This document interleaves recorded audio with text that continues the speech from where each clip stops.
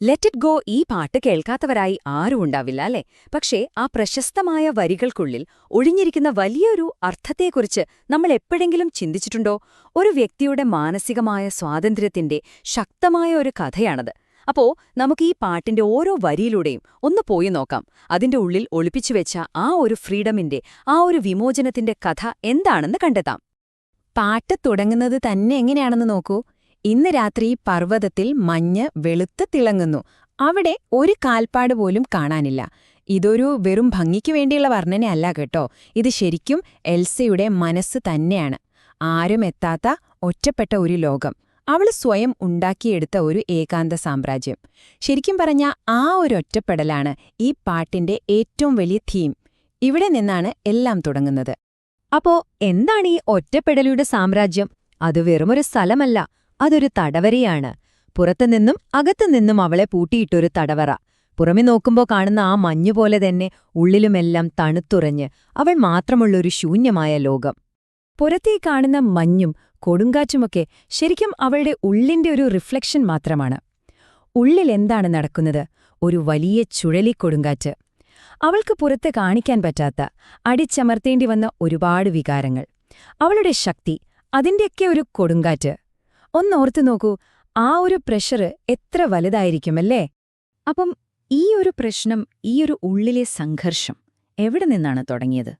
അത് അവളായിട്ടുണ്ടാക്കിയതല്ല, അത് പുറത്തുനിന്നും വന്നതാണ്.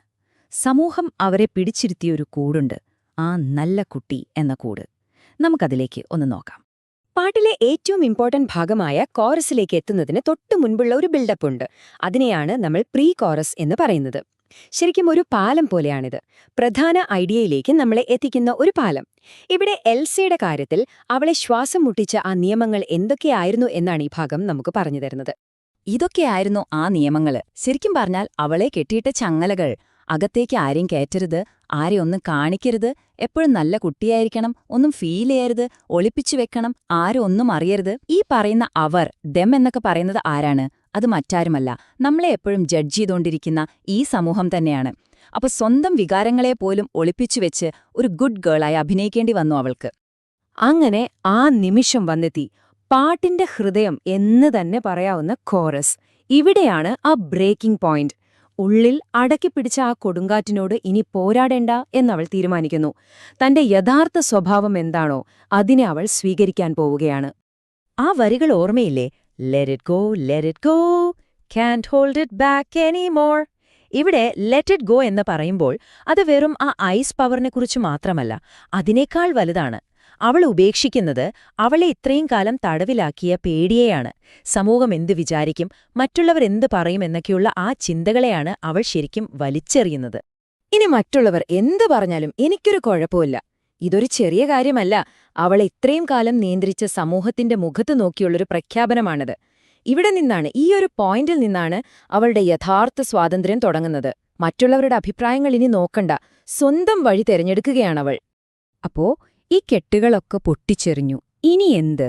ആരും ജഡ്ജ് ചെയ്യാനില്ലാത്തൊരു ലോകത്തെത്തിയ എൽസ ജീവിതത്തിൽ ആദ്യമായിട്ട് തന്റെ കഴിവുകൾ എന്തൊക്കെയാണ്, താൻ ആരാണ് എന്നൊക്കെയൊന്ന് ടെസ്റ്റ് ചെയ്ത് നോക്കാൻ തുടങ്ങാണ്. ഇപ്പോ ഈ പുതിയൊരു ലോകത്തുനിന്ന് തിരിഞ്ഞു നോക്കുമ്പോൾ പണ്ട് അവളെ പേടിപ്പിച്ച കാര്യങ്ങളൊക്കെ ഇത്ര ചെറുതായിട്ടാണ് തോന്നുന്നത്, അല്ലേ? ശരിക്കും അവിടെ പ്രശ്നങ്ങൾ അത്ര വലുതായത് സമൂഹം അതിനെ അങ്ങനെ ആക്കിയതുകൊണ്ടാണ്. ഇപ്പൊ ആ മലമുകളിൽ ഒറ്റയ്ക്ക് നിൽക്കുമ്പോൾ അവൾക്ക് മനസ്സിലാവാണ് ഇതൊക്കെ എത്ര സിമ്പിളായിരുന്നെന്ന്.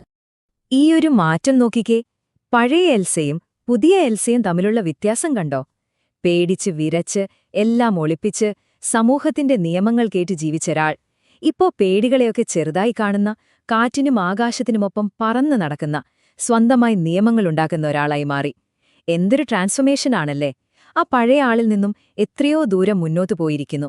ഇവിടെയാണ് ഏറ്റവും വലിയ പോയിന്റ്. എനിക്ക് ശരിയുമില്ല, തെറ്റുമില്ല, എനിക്ക് വേണ്ടി ഒരു നിയമങ്ങളുമില്ല, ഞാൻ ഫ്രീയാണ്.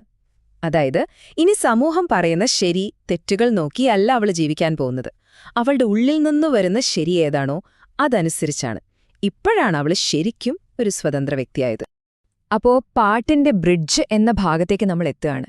ഇവിടെ വെച്ചാണ് അവൾ തന്റെ പുതിയ ഐഡന്റിറ്റി ഉറപ്പിക്കുന്നത്. പഴയ ജീവിതത്തിലേക്ക് ഇനിയൊരു തിരിച്ചുപോക്കില്ല എന്ന് ഉറക്കെ പറയുന്നൊരു ഭാഗമാണിത്. പാട്ടുകളിൽ ഈ ബ്രിഡ്ജ് എന്ന് പറയുന്ന ഭാഗത്തിന്റെ പണി എന്താണെന്ന് വെച്ചാൽ, കഥയ്ക്ക് പുതിയൊരു ഡയറക്ഷൻ കൊടുക്കുക എന്നതാണ്. ഫൈനൽ കോറസിന് മുൻപ് പുതിയൊരു ചിന്ത കൊണ്ടുവരും. എൽസയുടെ കാര്യത്തിലാണെങ്കിൽ ഇതാണ് അവളുടെ ഫൈനൽ സ്റ്റേറ്റ്മെന്റ്. ഇനി മാറ്റാൻ പറ്റാത്ത ഉറച്ചൊരു തീരുമാനം. ഞാനിനി ഒരിക്കലും തിരിച്ചു പോകില്ല. കഴിഞ്ഞത് കഴിഞ്ഞു. ഈ ഒരൊറ്റ വരി മതി അവളുടെ മാറ്റം എത്രത്തോളം വലുതാണെന്ന് മനസ്സിലാക്കാൻ. ഇതാരോടെങ്കിലും പറയുന്നതല്ല. അവൾ അവളോട് തന്നെ എടുക്കുന്ന ഒരു ഉറച്ച തീരുമാനമാണ്. ആ പഴയ കൂട്ടിലേക്ക് ഇനി ഞാനില്ല. അപ്പം നമ്മൾ ഒരു കാര്യം മനസ്സിലാക്കണം. ഇത് വെറുതെ ഒരു സ്ഥലത്തുനിന്ന് വേറൊരു സ്ഥലത്തേക്ക് മാറിയതല്ല. അവൾ ഇത്രയും കാലം അഭിനയിച്ചുകൊണ്ടിരുന്ന ആ ഒരു റോളില്ലേ, ആ പെർഫെക്റ്റ് ഗേൾ, ആ ആള് മരിച്ചു. സമൂഹം ഉണ്ടാക്കിയെടുത്ത ആ പെൺകുട്ടി ഇനിയില്ല. എൽസയുടെ ഈ കഥ അതവളുടെ മാത്രം കഥയല്ല. അതുകൊണ്ടാണ് ഈ പാട്ട് ലോകം മുഴുവൻ ഒരു എംപവർമെന്റ് ആന്തമായി മാറിയത്. അതെന്തുകൊണ്ടാണ് ഇത്രയും അധികം ആളുകൾക്ക് ഈ പാട്ടുമായിട്ട് കണക്ട് ചെയ്യാൻ പറ്റുന്നത്? നമുക്ക് നോക്കാം. അപ്പോ ചുരുക്കി പറഞ്ഞാൽ എന്തൊക്കെയാണ് ഈ പാട്ടിന്റെ പ്രധാന ആശയങ്ങൾ? സമൂഹത്തിന്റെ കെട്ടുകളിൽ നിന്നുള്ള സ്വാതന്ത്ര്യം, സെൽഫ് എംപവർമെന്റ്, സ്വയം സ്നേഹിക്കാനും അംഗീകരിക്കാനും പഠിക്കുന്നത്, പിന്നെ നമ്മുടെ യഥാർത്ഥ ഐഡന്റിറ്റി കണ്ടെത്തുന്നത്. അപ്പോൾ ഇതൊരു സിനിമാ പാട്ട് മാത്രമല്ല. പേടിയില്ലാതെ നമ്മളായി ജീവിക്കാൻ ആഗ്രഹിക്കുന്ന ആർക്കും വേണ്ടിയുള്ള ഒരു പാട്ടാണിത്. സ്വയം അംഗീകരിച്ച് ആ ചങ്ങലകളൊക്കെ പൊട്ടിച്ചെറിയാനുള്ള ഒരു കോൾ. അപ്പോ ഈ പാട്ടിന്റെ ഏറ്റവും വലിയ മെസ്സേജ് എന്താണ്? നമ്മുടെ ഐഡന്റിറ്റി, നമ്മൾ ആരാണെന്നുള്ളത്, അത് സമൂഹത്തിനു വേണ്ടി മാറ്റാനുള്ള ഒന്നല്ല. യഥാർത്ഥ സ്വാതന്ത്ര്യം കിട്ടുന്നത് എപ്പോഴാണെന്ന് വെച്ചാൽ പുറത്തുനിന്നുള്ള പ്രഷറൊക്കെ അങ്ങ് മാറ്റി നിർത്തി നമ്മുടെ ഉള്ളിലെന്താണോ, നമ്മുടെ മൂല്യങ്ങൾ എന്താണോ അതനുസരിച്ച് ജീവിക്കാൻ തുടങ്ങുമ്പോഴാണ്. അപ്പോ പോകുന്നതിന് മുൻപ് ഞാൻ നിങ്ങളോടൊരു ചോദ്യം ചോദിക്കട്ടെ. ഈ പാട്ട് കേട്ടപ്പോൾ ഇതിലെ സന്ദേശം നിങ്ങളുടെ ജീവിതവുമായി എവിടെയെങ്കിലും കണക്ട് ചെയ്യാൻ പറ്റുന്നുണ്ടോ? നിങ്ങൾ ഇട്ടുകൊണ്ടിരിക്കുന്ന ഏത് പെർഫെക്റ്റ് മുഖമൂടിയാണ് ഇനി അഴിച്ചുവെക്കേണ്ടതെന്ന് ഒരു നിമിഷം ഒന്ന് ആലോചിച്ചു നോക്കൂ.